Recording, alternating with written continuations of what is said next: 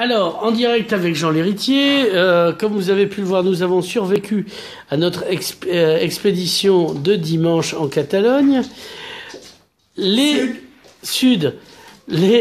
On va vous parler des soubresauts de l'État-nation, puisque Monsieur Lhéritier voulait parler. Moi, j'aurais dit une Espagne s'éteint, une Catalogne s'éveille, mais bon, ça fait trop Volvic comme pub. Mais toi, tu es l'intervieweur et moi l'interviewé. Donc ça me donne quelques droits. Alors, faisons un petit recul. Les gens qui ont vécu les derniers soubresauts de l'Empire romain ne s'en sont pas aperçus parce que ces soubresauts ont duré 200 ans. Mais en fait, il y a une espèce de réalité qui est en train d'être ébranlée en Europe. C'est ce qu'on appelle l'État-nation. C'est-à-dire des puissances qui ont constitué un État par la force. Il y en a essentiellement trois, le Royaume-Uni, la France et l'Espagne. Bon, celle qui résiste le plus, c'est la France. Il n'y a qu'à voir la générosité avec laquelle le Royaume-Uni a permis à l'Écosse de faire un référendum. Donc ce sont des soubresauts, parce que l'avenir de l'Europe, c'est celle des régions, c'est-à-dire des gens qui s'identifient localement comme communauté. Et puis surtout, les trois pays en question ont constitué un État par la force. Ce qui n'est pas du tout le cas, par exemple, de l'Italie ou de l'Allemagne, où des peuples volontairement ont constitué un État.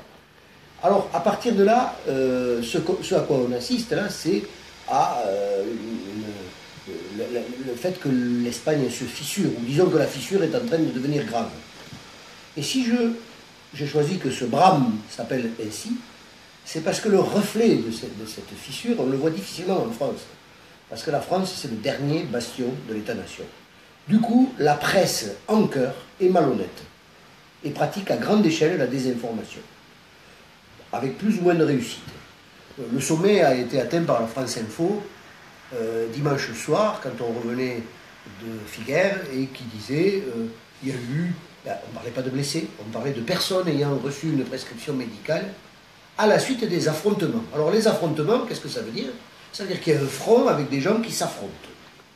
Et là, je n'ai pas encore trouvé un seul organe de presse français qui fasse l'éloge du pacifisme catalan. En fait, les Catalans sont des gêneurs. Ils gênent, surtout la France, qui est certainement le pays qui a le plus à craindre de ça. Ils gênent vraiment. Ils gênent un petit peu en Europe, mais l'Europe, elle est engagée dans la défense des droits des peuples. Donc, elle réprouve du bout des lèvres. En France, on a des positions catégoriques.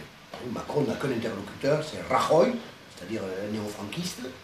Et en gros, il réprouve. Et le pauvre Manuel Valls, qui est un pantin, réprouve, alors que son père a inventé l'hymne du Barça.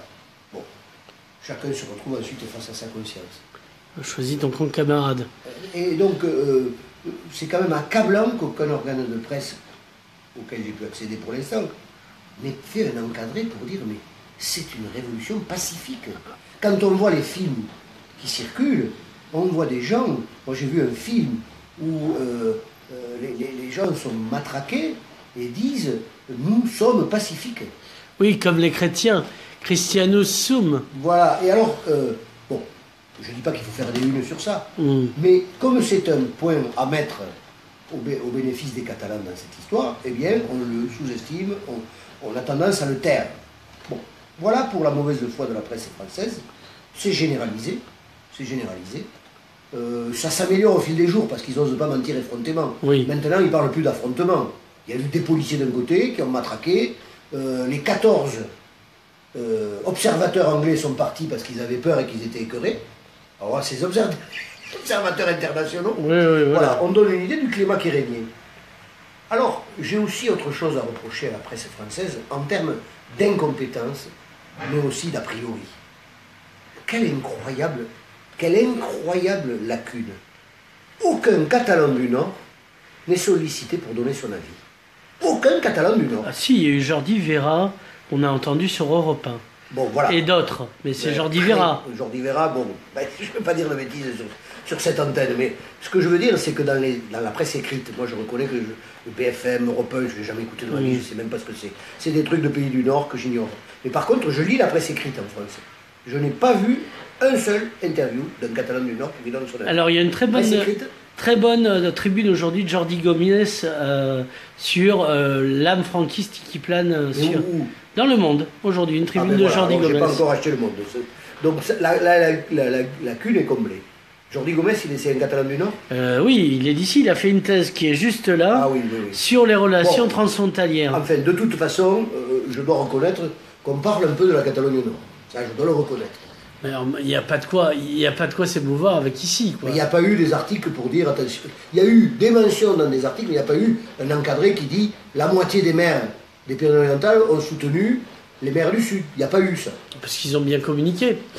Non, mais c'est pas ça. Il n'y a pas du tout de curiosité. De toute façon, il n'y a pas de violence.